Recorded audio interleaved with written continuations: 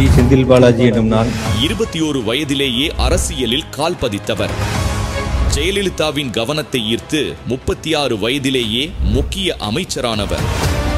TTV தினகரனின் தளபதியாக RK நகர் இடைத்தேர்தலில் ஆளுங்கட்சிக்கே அதிர்ச்சி கொடுத்த சூத்திரதாரி. சொந்த ஊரான கரூரில் சொல்லி அடித்த கில்லியாக வலம் வந்து திமுக சீனியர்களே வியக்கும் வண்ணம் 3 முக்கிய துறைகளுக்கு அமைச்சரானவர். சிறையில் இருந்தபடியே வேட்பாளரை தேர்வு செய்யும் செல்வாக்கு. ஒரு காலத்தில் விமர்சித்த முதல்வரையே செயல் வீரர் என சொல்ல வைத்த கெத்து. திமுகவின் கொங்கு மண்டல தளபதி செந்தில் பாலாஜியின் அசாத்திய தேர்தல் வியூகங்களை அலசுகிறது களம் 8 வித் கரிகாலன்.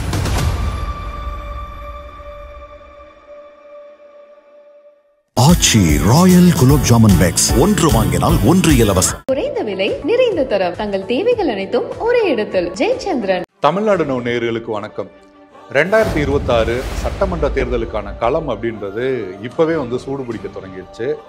ஆளுங்கட்சி, எதிர்கட்சி, புதிதா தொடங்கப்பட்ட கட்சி அப்படின்னு எல்லோருமே சுற்றுப்பயணம், பொதுக்கூட்டம், மாநாடு அப்படின்னு தீவிரமா தேர்தல் வேலைகளை தொடங்கிட்டாங்க.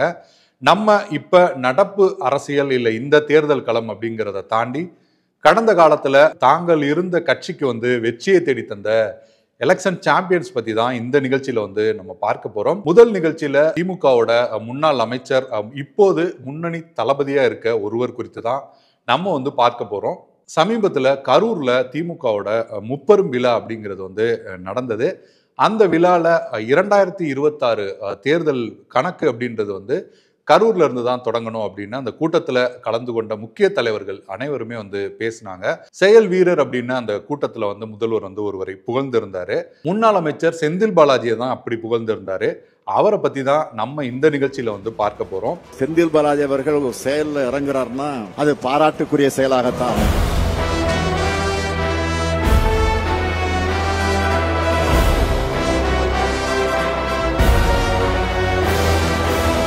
கொஞ்சம் வருஷம் பின்னாடி போனோம்னா அதே கரூர்ல இருந்து செந்தில் பாலாஜியை மிக கடுமையாக முதல்வர் கடுமையா விமர்சனம் பண்ணாரு. ஜெயலலிதாவுக்கு நெருக்கமாக, அதைவிட சசிகலாவுக்கு நெருக்கமாக, அதைவிட இளவரசுக்கு மிக மிக நெருக்கமாக இருந்தவர் செந்தில் பாலாஜி. சில வருடங்களுக்கு பிறகு இப்ப பார்த்தோம்னா முதல்வர் பாராட்டி அவர் பேசினாரு. செந்தில் பாலாஜியை திமுக யார் இவரு அப்படின்னு திரும்பி பார்த்த ஒரு மிகப்பெரிய சம்பவம் அப்படிங்கிறதும் ஒண்ணு இருக்கு. செந்தில் பாலாஜி திமுக சேர்த்துக்கிறதுக்கே காரணமாகவும் அந்த சம்பவம் தான் அமைஞ்சது. அது என்னங்கிறத நம்ம நிகழ்ச்சியோட மைய பகுதியில பார்க்கலாம். இப்ப செந்தில் பாலாஜியோட அந்த அரசியல் என்ட்ரி குறித்து சின்ன இன்ட்ரோ அப்படிங்கிறத மட்டும் பார்த்திடலாம்.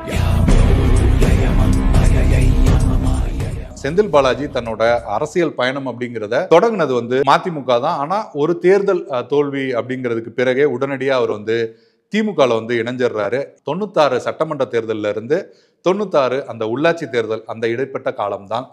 அந்த உள்ளாட்சி தேர்தலில் போட்டியிட்டு ஒன்றிய கவுன்சிலர் ஆயிடுறாரு. ஒன்றிய கவுன்சிலர் ஆகி சில குறிப்பிட்ட பதவிகளுக்காக அவர் அங்கே முட்டி மோதுறாரு. அது பெருசா எடுபடலை. அப்போதே அவர் அதிமுகவுக்கு போயிடலாம் அப்படின்னு முடிவு பண்ணி 2000லே அவர் அதிமுகவில் இணைஞ்சிடுறாரு. ஒரு குறிப்பிட்ட காலத்துல அதிமுக தலைமை அந்த 2006 தேர்தல் அந்த காலகட்டத்தில் மாணவர் அணியை சேர்ந்த ஒரு 4 பேருக்கு சீட் கொடுக்கலாம் அப்படின்னு முடிவு பண்றாங்க. அப்ப விபி கலைராஜன் அவர் மூலமா, அவர் தான் மாநில மாணவர் அணி பொறுப்புல இருக்காரு, அவர் மூலமா செந்தில் பாலாஜி எம்எல்ஏ ஆகிறாரு.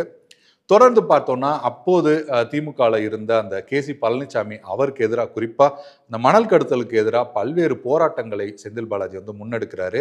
அது எல்லோரோட கவனத்தையும் திருப்புற விதமா இருக்கு. குறிப்பா ஜெயலலிதா அவரோட கவனத்தை அதிகமாகவே திருப்பிடுது. தொடர்ச்சியா அவருக்கு மாவட்ட செயலாளர் பொறுப்பு அப்படிங்கிறதும் அதிமுகல கொடுக்கப்படுது. தொடர்ச்சியா பயணம் பண்ணிட்டு வர செந்தில் பாலாஜி 2011 அந்த கரூர் மாவட்டத்தில் இருக்க 4 தொகுதிகளில் 3 தொகுதிகளுக்கு வெற்றியை தேடித்தர்றாரு. அமைச்சராகவும் ஆக்கப்படுறாரு. தொடர்ச்சியா 2014 அந்த நாடாளுமன்ற தேர்தலையுமே அதிமுகவுக்கு மிகப்பெரிய வெற்றி அப்படிங்கிறத பெற்றுக் கொடுக்கிறாரு. இதற்கு பிறகு அப்படின்றது அரசியல்ல செந்தில் பாலாஜி கொஞ்சம் வீழ்ச்சி அடைந்த காலம் அப்படின்னு நம்ம சொல்ல முடியும். 2015 அந்த காலகட்டத்திலே அவரோட அமைச்சர் பொறுப்பு, மாவட்ட செயலாளர் உள்ளிட்ட பொறுப்புகள் எல்லாம் பறிக்கப்படுது. ஜெயலலிதாவோட அந்த மரணம் அப்படிங்கிறது ஏற்படுது. செந்தில் பாலாஜி அப்போது தினகரனோட ஆதரவாளராக செந்தில் பாலாஜி இருக்காரு. அந்த காலகட்டத்தில் தான் ஆர்கே நகர் இடைத்தேர்தல் அப்படிங்கிறது வருது. குறிப்பா அந்த தேர்தலில் வந்து சுயேட்சையாக போட்டியிட்ட டிடிவி தினகரன் 40,000 வாக்குக்கு அதிகமாக வந்து வெற்றி பெறாரு. 2004க்கு அப்புறம் இடைத்தேர்தலில் ஆளும் கட்சி தோல்வி அடைஞ்ச தேர்தலாகவும் அந்த தேர்தல் தான் இருக்கு.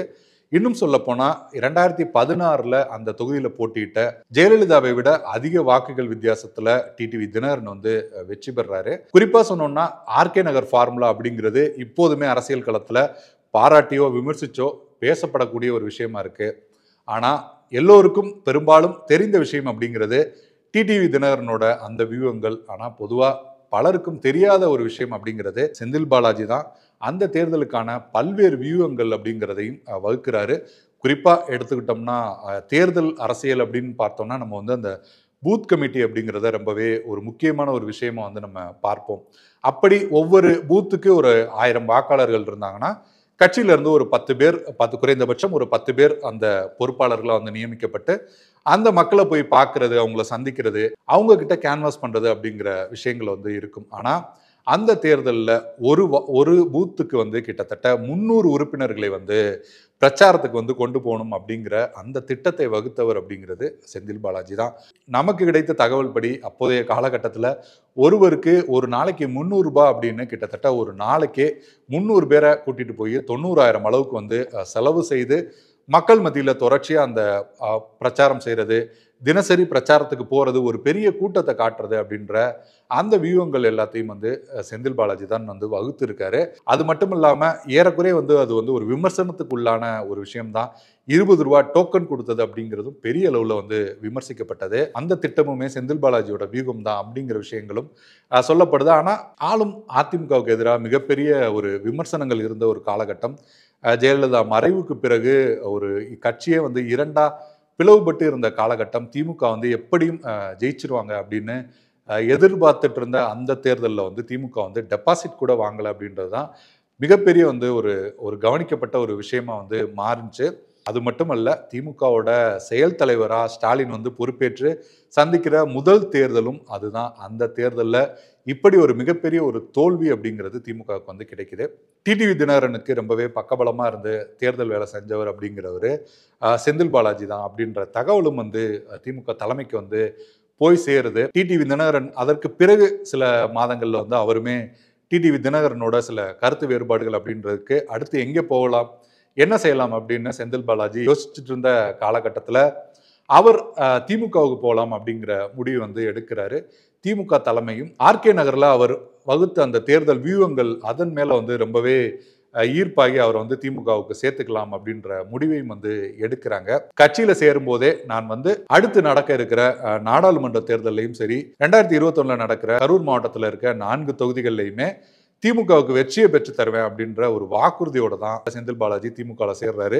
கரூர்ல மிகப்பெரிய ஒரு 30,000 பேரோட மிகப்பெரிய ஒரு இணைப்பு விழா நடத்தி தான் செந்தில் பாலாஜி வந்து திமுகவிலையும் சேர்றாரு. அந்த கூட்டத்திலேயே அப்போது பேசின திமுகவோட செயல் தலைவர் தற்போதைய முதல்வர் ஸ்டாலின், நீங்க வந்து லேட்டா வந்தாலும் லேட்டஸ்டா வந்திருக்கீங்க, ஆனா நீங்க கட்சிக்காக வந்து உழைங்க, கண்டிப்பா நீங்க உழைச்சிங்கன்னா அதுக்கேற்ற ஒரு அங்கீகாரம் வந்து உங்களுக்கு கிடைக்கும்.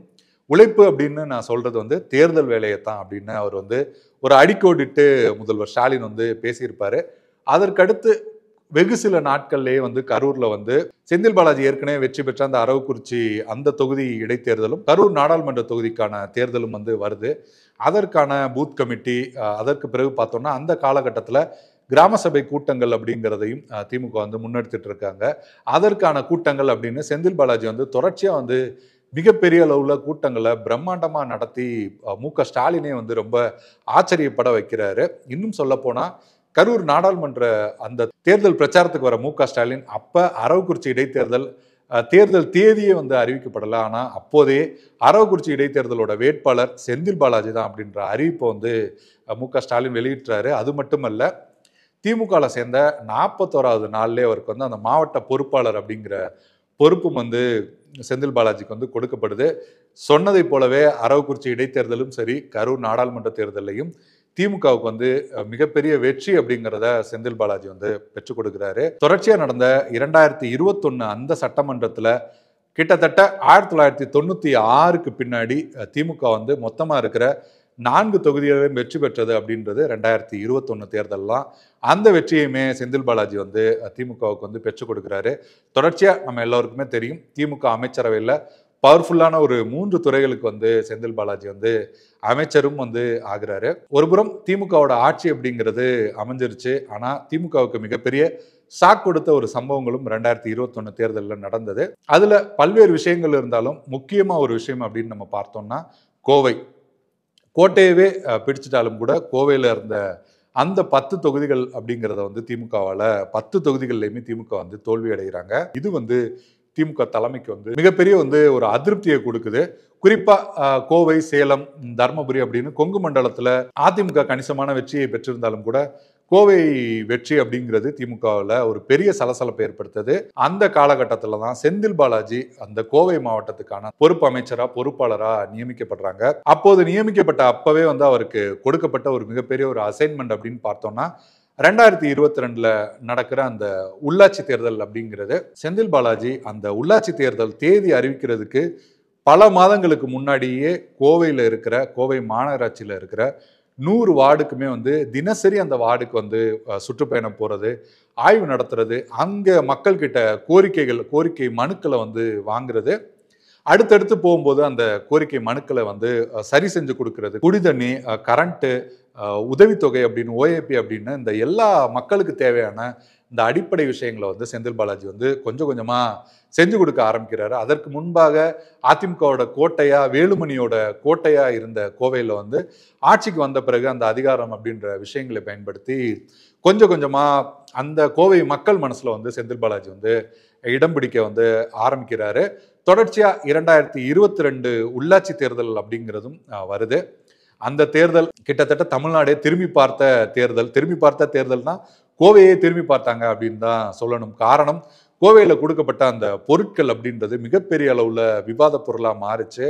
வாக்காளர்களுக்கு வந்து கொலுசு, ஹாட் பாக்ஸ் அப்படின்னு, பணம் அப்படின்னு பல்வேறு பரிசு பொருட்கள் அப்படிங்கிறதும் அந்த தேர்தலில் வந்து மிகப்பெரிய அளவுல வந்து மக்களுக்கு வந்து கொடுக்கப்பட்டது.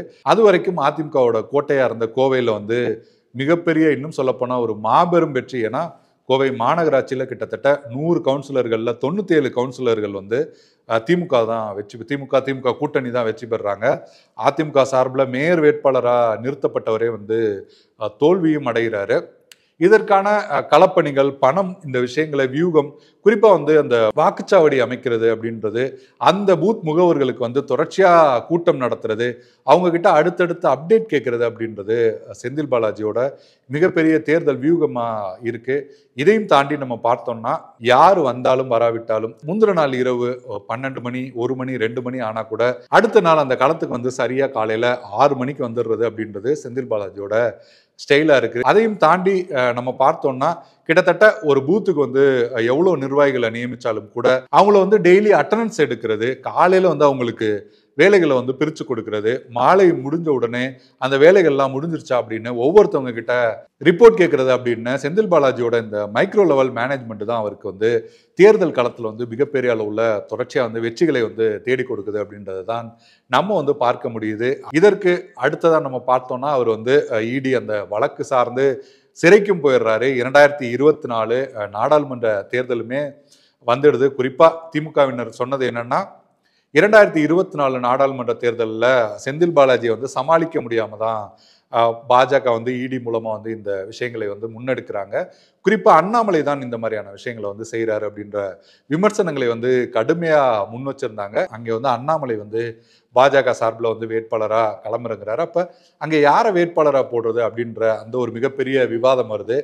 அப்பயுமே சிறையில இருந்து செந்தில் பாலாஜி டிக்கெடிச்ச அந்த கணபதி ராஜ்குமார் தான் ஏற்கனவே அதிமுகவில் இருந்தவர், நன்கு அவருக்கு பழக்கமானவர் அப்படின்னு அவரை தான் வந்து வேட்பாளரா செந்தில் பாலாஜி வந்து சொல்றாரு. அண்ணாமலை கடுமையான விமர்சனங்களை முன் வச்சாரு. ஜெயில இருந்து செந்தில் பாலாஜி தான் இந்த எல்லா விஷயங்களையும் வந்து இயக்குறாரு, வசனம் எல்லாமே அவர் கொடுத்துட்றாரு, ஜஸ்ட் வந்து அதை வந்து இம்ப்ளிமெண்ட் பண்ற இடத்துல தான் அப்ப பொறுப்பாளராக நியமிக்கப்பட்ட டிஆர்பி ராஜா இருக்காரு. சிறையில இருந்தே அவர் எல்லா வேலைகளையும் பார்க்கிறார் அப்படின்ற கடுமையான விமர்சனங்களை முன் வச்சிருந்தாரு. ஆனாலும் அந்த தேர்தலில் தேர்தல் முடிவுகள்ல கிட்டத்தட்ட 1 லட்சம் வாக்குகள் வித்தியாசத்துல திமுக வந்து வெற்றியும் பெறாங்க. கணபதி ராஜ்குமார் மாபெரும் வெற்றி பெறாரு. அந்த தேர்தலுக்கு பின்னாடியுமே செந்தில் பாலாஜியோட வியூகங்கள் தான் பெரிதாக வந்து பேசப்பட்டது. இப்ப 2026 தேர்தல் எடுத்துக்கிட்டோம்னா கூட கிட்டத்தட்ட ஒரு 30 தொகுதிகளுக்கு பொறுப்பாளரா வந்து செந்தில் பாலாஜி வந்து நியமிச்சிருக்காங்க. இன்னும் சொல்ல போனா இப்பவே வந்து கோவையில் இருக்கிற 10 தொகுதிகளுக்கும் வந்து ஆய்வு பண்ணி அங்கே வந்து அதற்கான முகவர்களை வந்து போடுறது, அவர்களுக்கான கூட்டங்களை நடத்துறது, மாவட்ட செயற்குழு கூட்டத்தை நடத்துறது அப்படிங்கிறத செந்தில் பாலாஜி இப்பவே ஆரம்பிச்சிட்டார் அப்படின்றது தான் களத்துல இருந்து வர்ற தகவலாகவும் இருக்கு.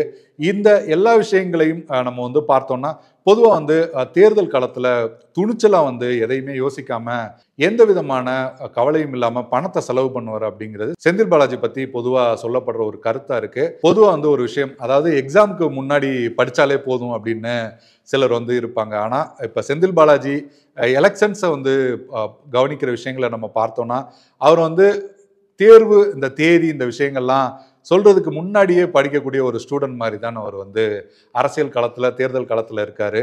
தேர்தல் தேதி அறிவிக்கிறாங்களோ இல்லை என்ன நடக்குதோ அதை பத்திலாம் யோசிக்காம ரொம்பவே முன்னாடியே அந்த இடங்களுக்கான அந்த தேர்தல் வேலைகளை வந்து ஆரம்பிச்சிடுறது, தொடர்ச்சியா அதை வந்து டெடிகேட்டடா செய்யறது அப்படின்றது செந்தில் பாலாஜியோட ஒரு பழக்கமாவே இருக்கு. தேர்தல் களத்துல வந்து பணத்தை கொடுத்து தான் எல்லா விஷயங்களும் செய்யறாங்க அப்படின்றது கண்டிப்பா ஒரு நியாயமான ஒரு விமர்சனம் கூட. அது கண்டிப்பா மாற வேண்டும் அப்படின்றது தான் எல்லாரோட எதிர்பார்ப்பாகவும் இருக்கு. திமுக தலைமை பல்வேறு வழக்குகள், பல்வேறு குற்றச்சாட்டுகள் எல்லாவற்றையும் தாண்டி செந்தில் பாலாஜி மீது அவரோட இன்னமும் வந்து ஒரு அதிகமான மதிப்பு வச்சிருக்குது அப்படின்றதுக்கான காரணமா அவரோட அந்த தேர்தல் வியூகம், அதற்கான உழைப்பு அப்படிங்கிற விஷயங்கள் தான் வந்து பார்க்கப்படுது.